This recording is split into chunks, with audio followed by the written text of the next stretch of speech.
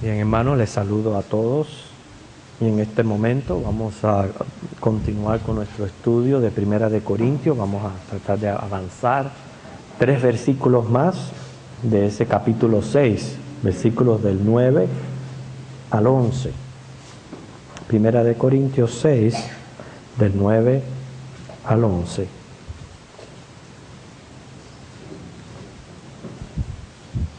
Lo vamos a leer y después pues regresamos pues a comentar en estos versículos que tienen una gran enseñanza para nosotros. Pablo está haciendo un llamado a la santificación a través de una advertencia contra la laxitud moral. ¿No sabéis que los injustos no heredarán el reino de Dios? No erréis. Ni los fornicarios, ni los idólatras, ni los adúlteros, ni los afeminados, ni los que se echan con varones, ni los ladrones, ni los avaros, ni los borrachos, ni los maldicientes, ni los estafadores heredarán el reino de Dios. Y esto erais algunos, mas ya habéis sido lavados, ya habéis sido santificados, ya habéis sido justificados en el nombre del Señor Jesús y por el Espíritu de nuestro Dios. Ustedes ven, Pablo comienza con una pregunta que revela el estado grave de muchos hombres. Dice, los injustos no heredarán el reino de Dios. Quiere decir que son criaturas pero inútiles, que han perdido el propósito, han perdido el objetivo de la vida. No olvidemos que ahí en Colosenses 1:16 dice que todo ha sido creado por medio de Él y para Él. Por tanto, el que no es para Dios ha perdido el propósito de la vida y es una verdadera lástima que un alma se pierda para siempre. Esta pregunta, ¿no sabéis que los injustos no heredarán el reino de Dios? Debe mover nuestros corazones, hermanos, para predicar el Evangelio y ser más sensibles hacia las almas que están perdidas. De paso, tenemos aquí algunas visitas para realizar en esta semana, tratados para repartir, y que seamos sensibles a la necesidad de otras personas, llevándoles el glorioso Evangelio. Pablo les llama injustos, lo cual es un término legal. Implica que son gente que no está conforme a la justicia o a la equidad de Dios. No obedecen las leyes divinas. Se han rebelado abierta y deliberadamente contra la voluntad de Dios. Bueno, dice Romanos 3, del 10 al 12, ahí se encuentra una frase pequeñita: no hay justo ni aun uno. Entonces resulta la segunda pregunta: ¿quiénes heredan el reino de Dios? Si los injustos no heredan el reino de Dios, ¿quiénes entonces lo heredan? ¿Sabes quiénes? Los que por gracia hemos sido salvos por medio de la fe. Nosotros heredamos el reino de Dios. No olvidemos que en esa condición de injustos estábamos todos, hasta que ocurrió el milagro de la vida y el momento cuando fue imputada en nosotros la justicia de Cristo. Al hablar de este tema, estoy seguro que vamos a poder saborear mejor ese capítulo 2 de Efesios, que Pablo tan maravillosamente expresa esta gran verdad. Efesios 2, del 1 al 10. Un pasaje muy importante para seguir con el tema que se encuentra aquí en esta carta de Corintios. Efesios 2, del 1 al 10.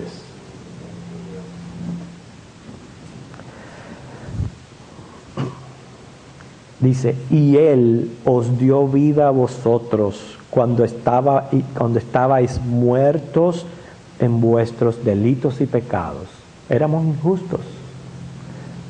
Estábamos fuera de heredar el reino de Dios. Sin embargo, Él nos dio vida.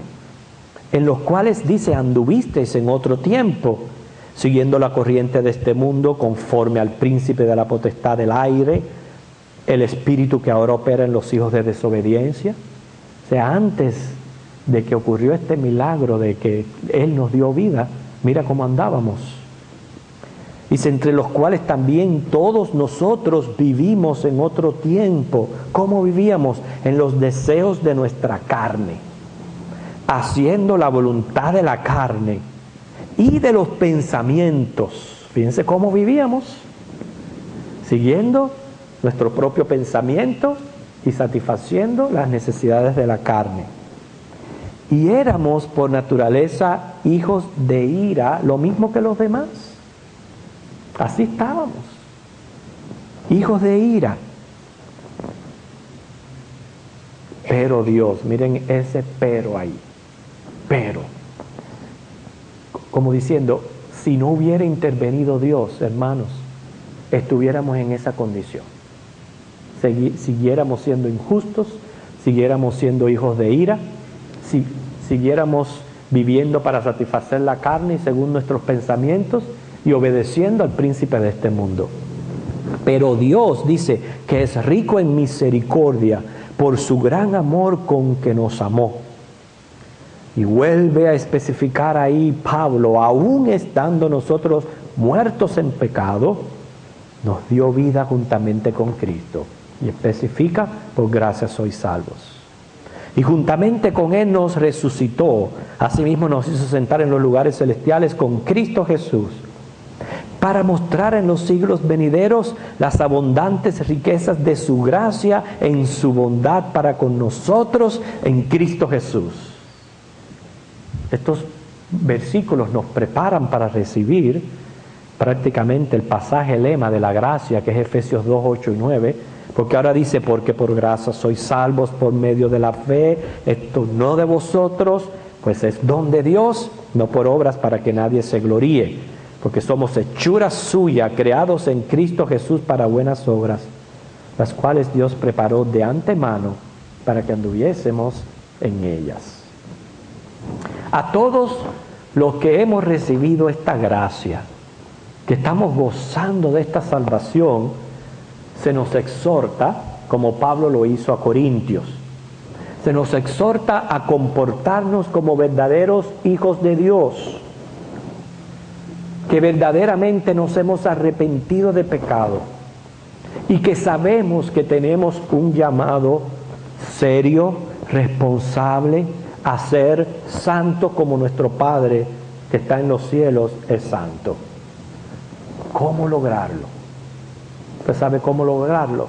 No en mis propias fuerzas, pero en el poder de Dios, en el poder del Espíritu Santo, manteniendo la naturaleza carnal muerta, no satisfaciendo los deseos o apetitos de la carne, o sea, sosteniendo una genuina y verdadera lucha espiritual, no con el diablo, conmigo mismo, con mi misma naturaleza.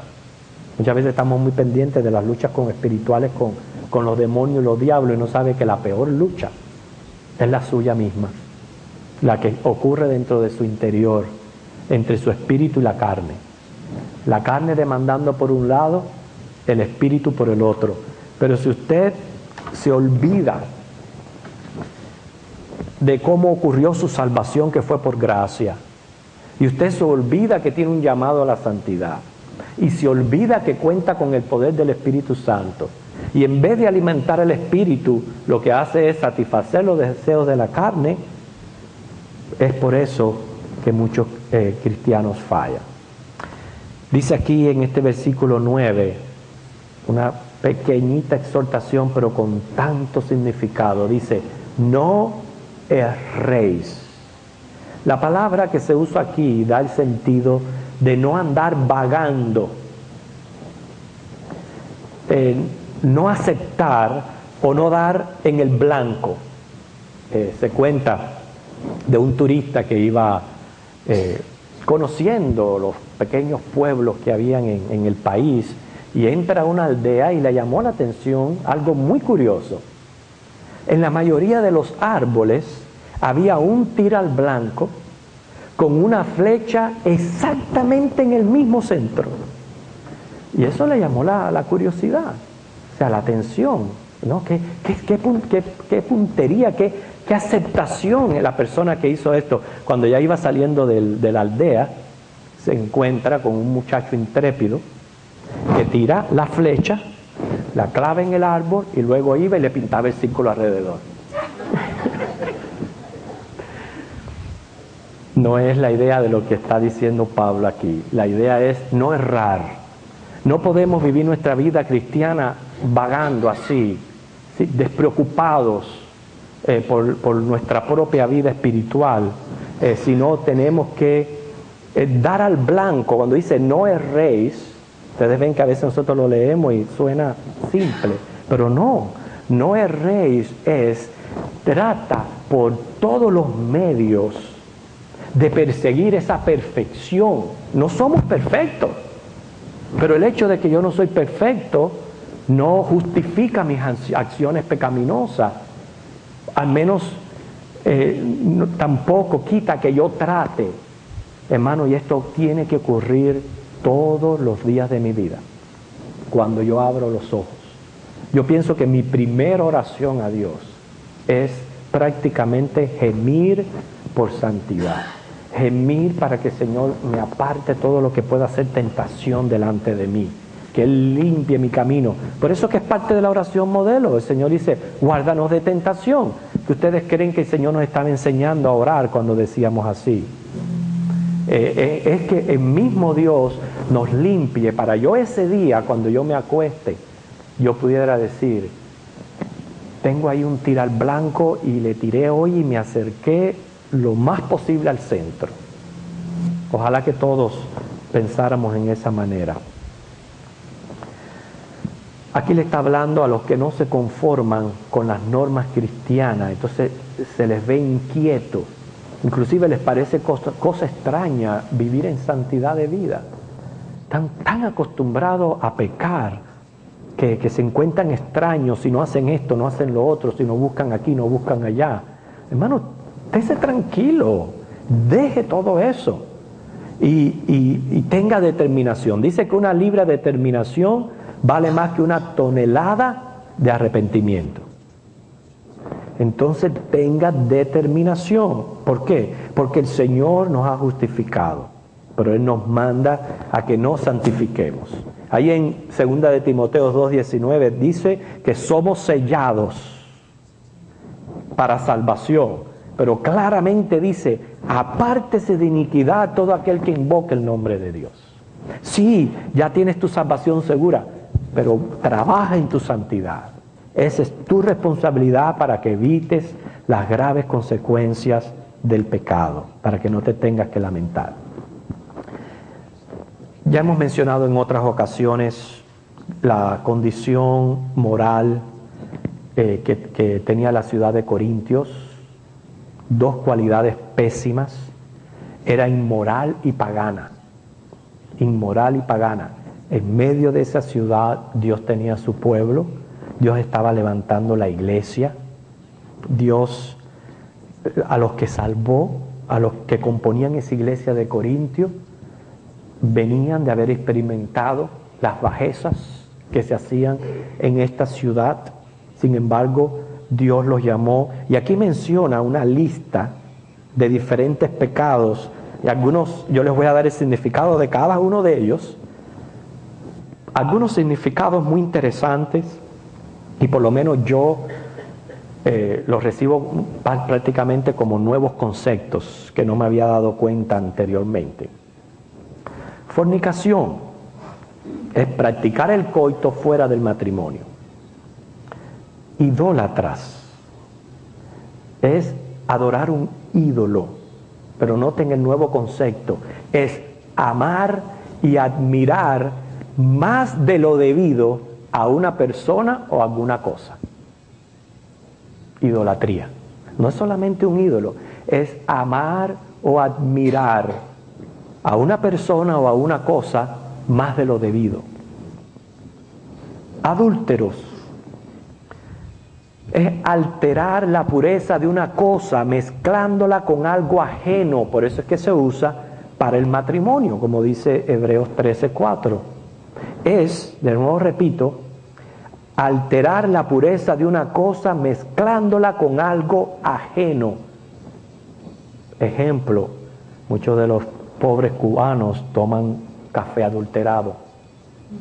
Lo mezclan con chícharo o garbanzo para aumentar el polvo, y eso es un café adulterado. O cuando usted va a una gasolinera y le adulteran la gasolina mezclándola con más agua. Como ustedes pueden adulterar, es mezclar con lo ajeno. Por eso es que es un término muy apropiado para la infidelidad matrimonial. Afeminados, o sea, que tiene ademanes o características propias de una mujer.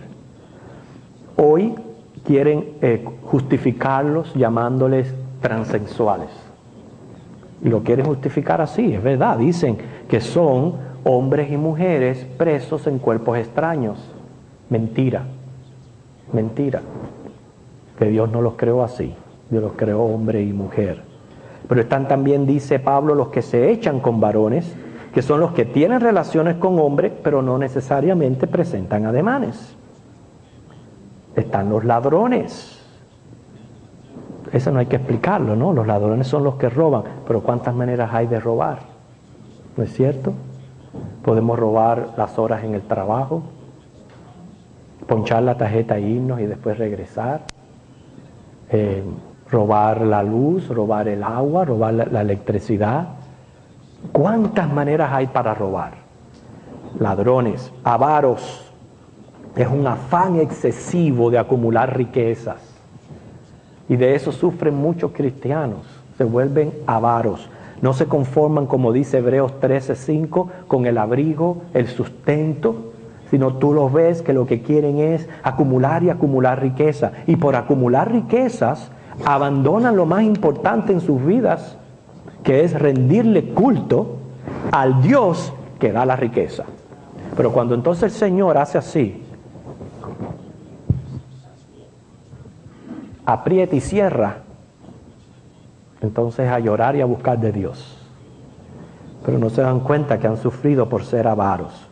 Borrachos son los que se embriagan habitualmente. Es encontrarse bajo los efectos del alcohol. Y sigue la lista, no termina ahí. La lista continúa. Porque ahora menciona a los maldicientes. Maldiciente, inmediatamente nos viene a la mente quizás las palabras obscenas o los que dicen chistes sucios, pero también es hablar mentiras y hablar mal de alguien, chismes. Todo eso está entre los maldicientes. Los estafadores, el último que se menciona en esta lista de pecados, es obtener dinero o cosas de valor con engaño o ánimo de no pagar. Es curioso que en esta lista que acabo de mencionar hay pecados que se consideran más graves que otros. Pero les advierto algo, por no considerar la gravedad de algunos, persistimos en ellos como algo normal, como algo que yo no tengo quizás por qué arrepentirme, porque no fui o no soy un agente de la calle, o etcétera, etcétera, un ladrón o un asesino, un criminal. Entonces, como no soy nada de eso, no me tengo que arrepentir. Bueno, ¿y qué de los maldicientes? ¿Qué de los avaros? Quiere decir, todos tenemos, hermanos, que arrepentirnos de algún pecado y tenemos la responsabilidad de convertirnos. El versículo 11 es muy interesante porque dice, esto eran algunos. La iglesia de Corintio, como todas las iglesias, están compuestas de hombres y mujeres, pecadores, perdonados y en proceso de santificación. Todos. La semana pasada yo les pregunté, ¿Por qué razón en las iglesias se arman tantos problemas, verdad? Sí, venimos con tan pocas horas, tan poco tiempo, y en tan poco tiempo es increíble las cosas que se arman en las congregaciones. ¿Por qué se arman? Porque esto éramos algunos. Entonces traemos a la iglesia lo que éramos. No hemos cambiado. Y hay que cambiar, hermanos. Otra de las cosas que dice, esto eran algunos. Yo no sé si usted se ha tropezado con personas que cuando comparten su testimonio tienen un tono como si se estuvieran enorgulleciendo de su pasado, como si mientras más malos eran, más admirable es. Señores, yo lo que tengo que sentir una tristeza profunda por haber vivido ofendiendo a mi Dios. Para mí un buen testimonio, ¿sabe cuál es? El que no se ha sentado en silla de encarnecedores. El que por gracia de Dios desde pequeño se ha mantenido en el Evangelio. Pecador, a lo mejor es uno de esos maldicientes, ¿verdad? Pero se ha mantenido en el camino del Señor. Eso es un tremendo testimonio. Pero si tú eras esto y aquello, y tú me vas a dar tu testimonio y tú vas a sonar como que, no Señor, no Señor, eran algunos. Pero dice aquí el versículo 11, ya habéis sido lavados. ¿Por qué? Por la sangre de Cristo. Ya habéis sido, dice, santificados por la palabra de Dios. Ya habéis sido justificados. Qué interesante esta declaración, porque anteriormente Pablo había dicho que los injustos no heredaban el reino de Dios. Pero dice, ya han sido justificados, quiere decir, declarados ya justos ante Dios. ¿Sobre qué base? Sobre la base de la obra del Señor Jesús en la cruz. Por eso menciona dos cosas: en el nombre del Señor Jesús y por el Espíritu de nuestro Dios. Y después de esta aclaración, si alguien piensa que fue justificado sobre otras bases, yo no sé. Porque aquí claramente dice que si fuimos lavados, si fuimos santificados, si fuimos justificados, fue por la obra del Señor Jesús en la cruz, en su nombre y por el Espíritu de nuestro Dios. Y cuando eso sucedió, mire Hebreos, lo que dice, Hebreos 10, del 12 al 15.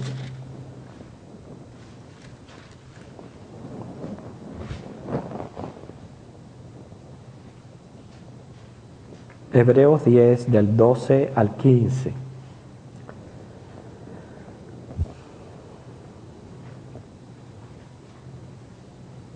Y es palabra de Dios, es fiel y verdadera, y es su promesa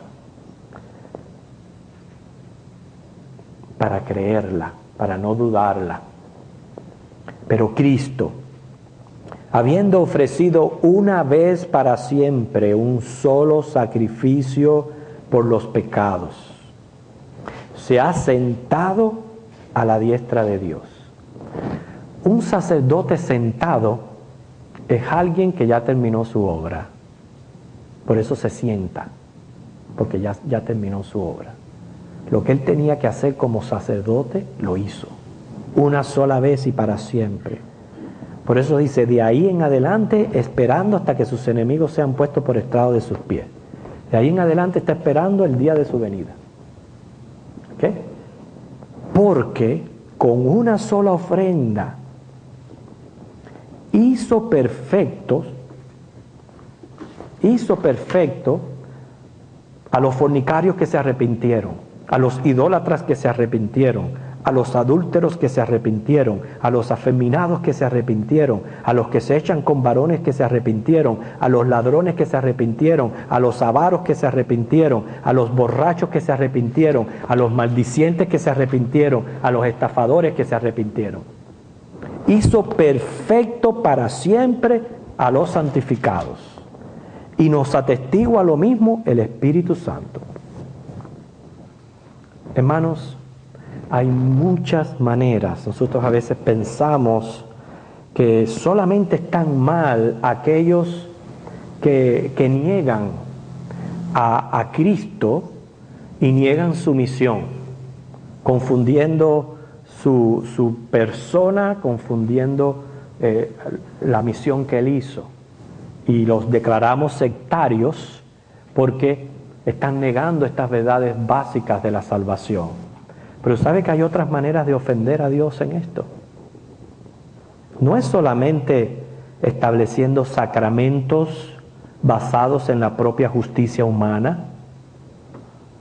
Por eso que yo lo siento mucho, pero todo aquel que dice que una persona una vez salva puede perder la salvación, es una de las maneras de ofender este sacrificio perfecto que hizo Cristo en la cruz, porque no está basada en obras, está basada en la justicia de Cristo. Así que son muchas maneras de no agradarle a Dios a través de nuestra manera de pensar, pero le voy a decir la otra, la más común.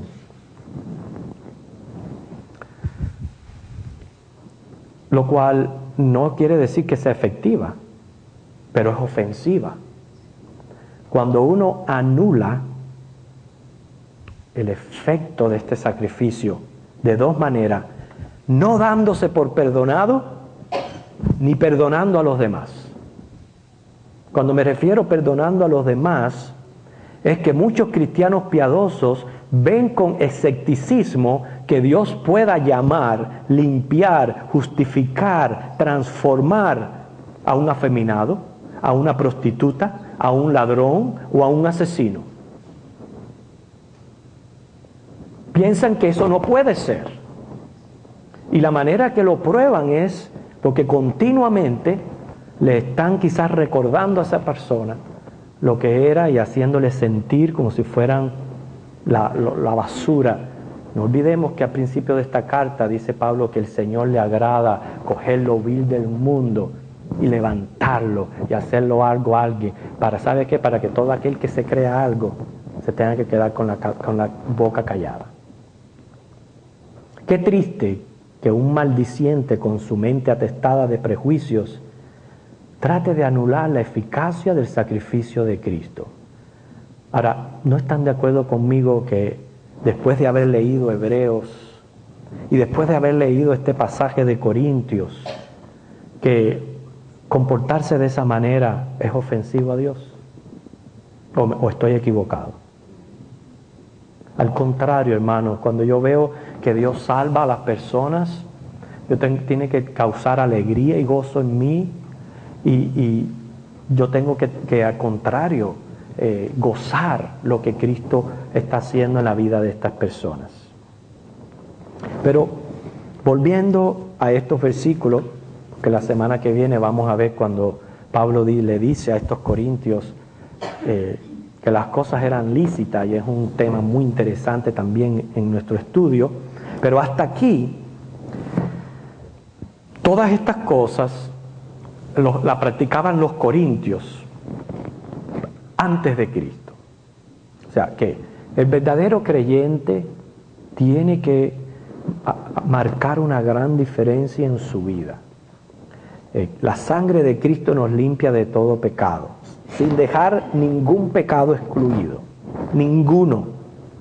Por más horrendo que nos parezca, no podemos excluirlos del alcance de la sangre de Cristo. Sin embargo, sabemos que eso es algo que nosotros tenemos por la gracia del Señor, un tremendo privilegio, un privilegio que lo que me tiene que animar a mí todos los días de mi vida es a negarme a mí mismo y procurar vivir una vida santa y agradable delante de Dios. Eso es lo que tiene que obrar esa gracia dentro de mi corazón.